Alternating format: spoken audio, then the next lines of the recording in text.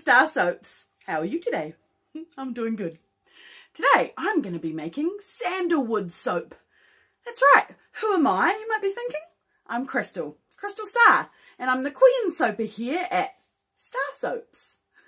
StarrSoaps is here in the Taranaki in New Zealand, and sandalwood is a really popular earthy scent that I have never soaped before.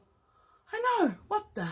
So I'm going to go ahead and I'm going to make some sandalwood soap. Now, I want to give a big shout out to the Pizza Pirates. Yarr! No, this is not a paid advertisement. They're good friends of mine that we sometimes see at different markets that sometimes StarrSoaps goes to, that the Pizza Pirates might be at.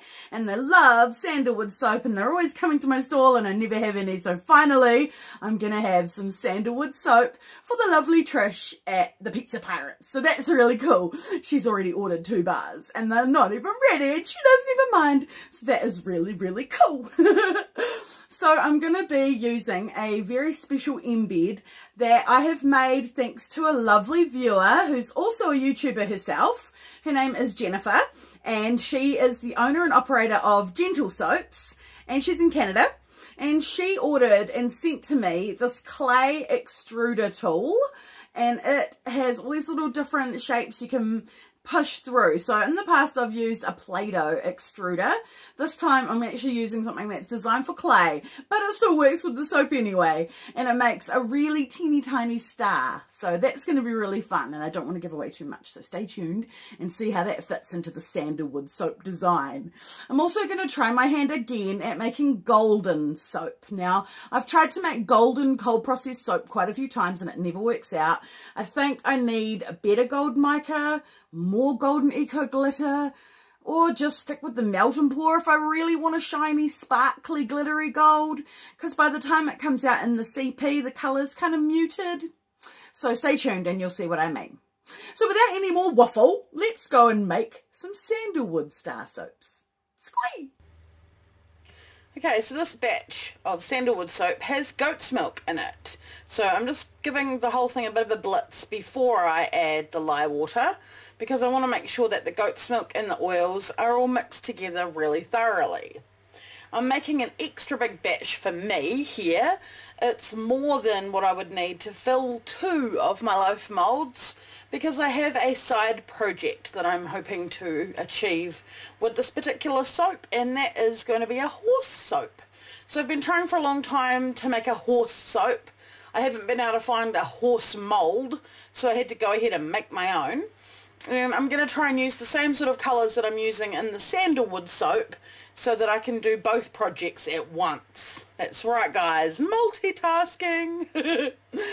So I'm using a sandalwood fragrance that I bought that I've never used before, and it's from New Zealand Soap and Candle, and I like it. It's really, really gorgeous out of the bottle, so I'm going to make some solid perfume with it.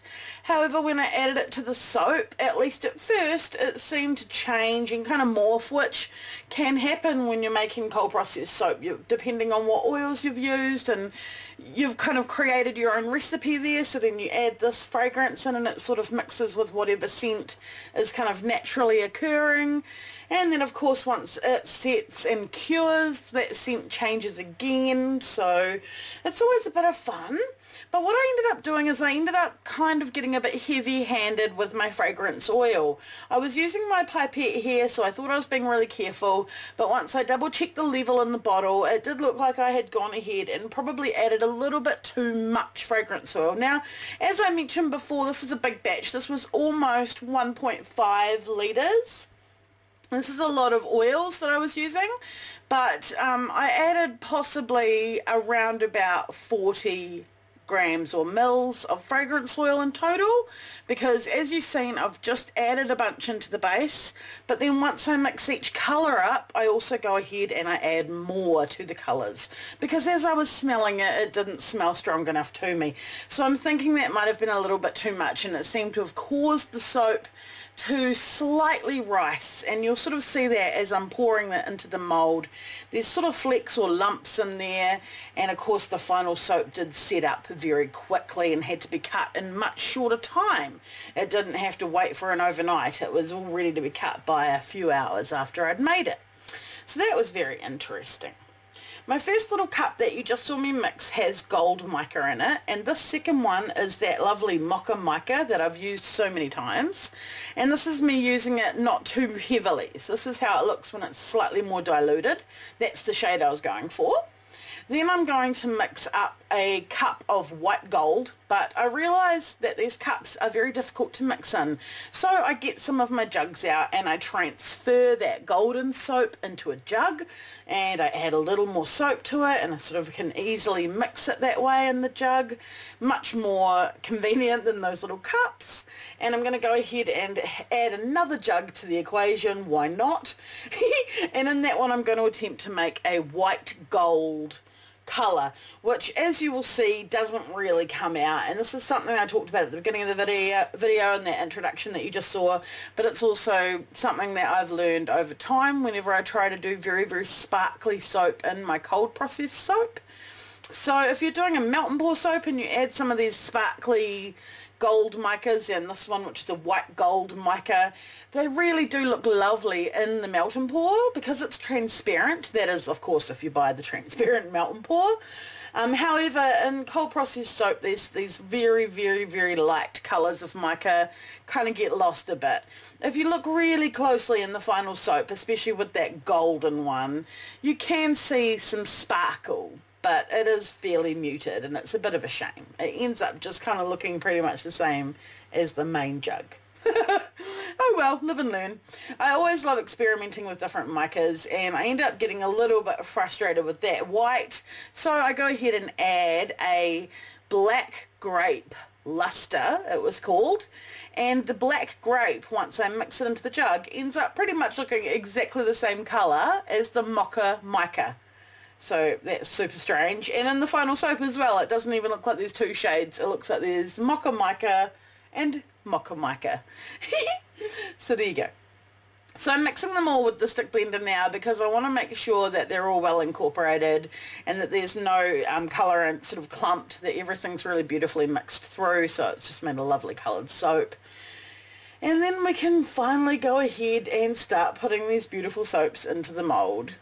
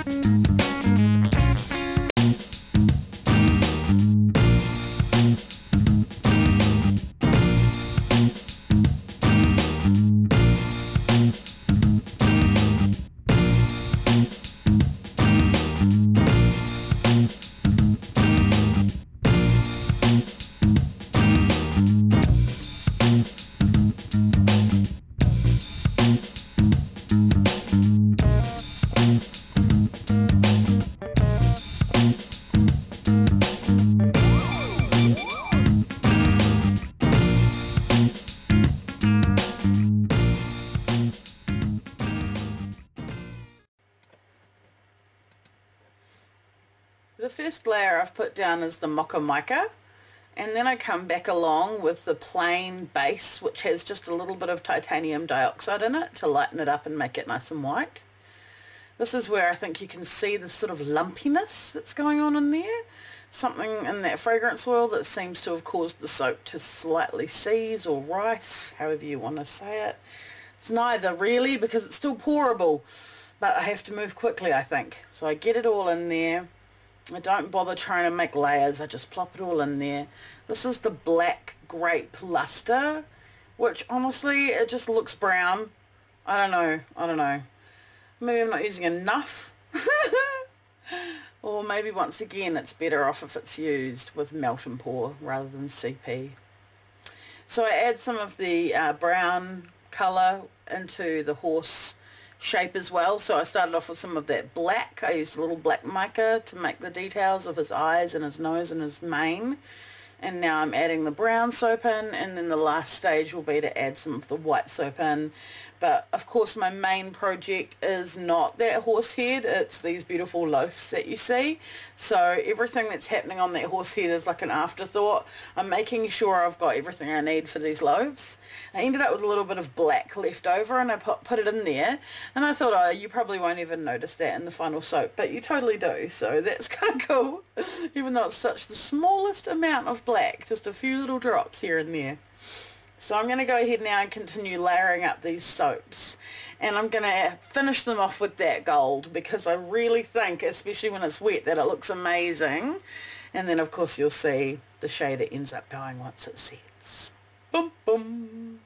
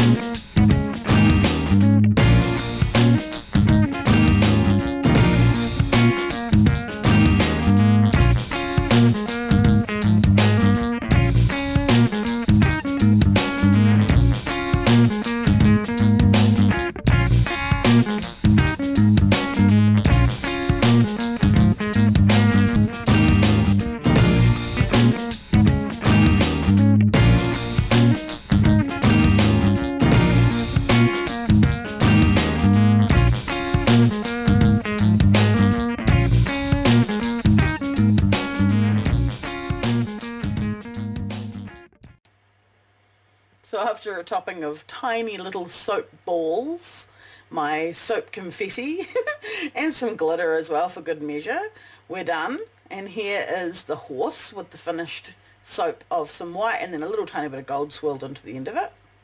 And it sat for a couple of hours, I swear. I made it at about 11 a.m. and it was ready to cut by 3 p.m. that same day. So here it is out of the mould, and it is already so hard but still very warm to the touch, so that's really interesting.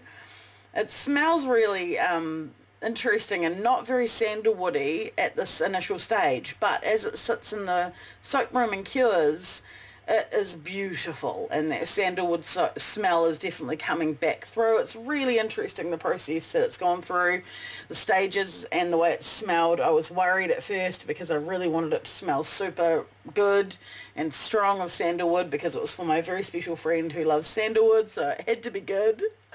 Those little tiny stars have come out really well. They just add a tiny little bit of interest and they kind of pop. My swirl that I did with my chopstick has not come out that well because I didn't cut the bars that way, so I didn't think properly. If I'd used a hanger tool and done roundy swirls, I might have got a better image, but I kind of like the up and down. It's definitely, you know, different. The stars in there are my favourite part, and the gold on the top just looks like a light tan. So that's a bit disappointing. When you look very, very close, and I'm sure when it's wet, when you wash with it, you can see a sparkle, and that's pretty cool. But no, it's not gold really, is it? So we'll go ahead now and cut the second loaf.